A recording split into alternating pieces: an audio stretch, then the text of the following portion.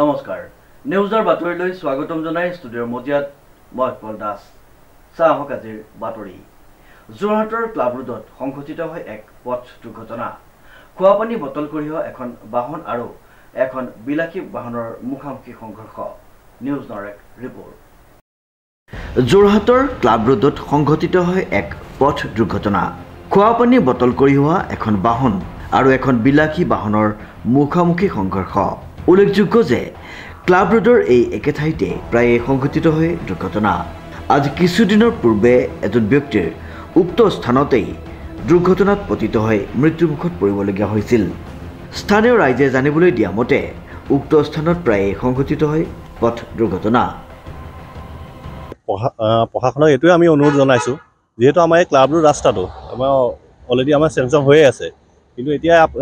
আপোনালোকে হয়তো দেখিয়ে আছে ধৰক এইটো ইয়াতে আজি প্ৰায় এমাহ হোৱাই নাই এমাহ পূৰ্বে এজনৰ ঢুকাইছে মানুহ পৰহি এটা এক্সিডেণ্ট হৈ গৈছে এইখিনি একে জেগাতে এইফালে আপোনাৰ কি এখন স্কুটি আৰু মটৰচাইকেলৰ আৰু আজি এটা এইটো আমাৰ এইটো গ্ৰীণ ক্লাবৱে গ্ৰেণ্ডৰ সন্মুখত এটা আজি এটা বৃহৎ এক্সিডেণ্ট বুলিয়ে ক'ব লাগিব কিন্তু আমাৰ এই ভগৱানৰ কৃপাত ইমান এটা গুৰুত্বপূৰ্ণ আঘাত কোনেও পোৱা নাই যদিও কিন্তু আমাৰ প্ৰশাসনক এইটোৱে অনুৰোধ জনাইছোঁ যে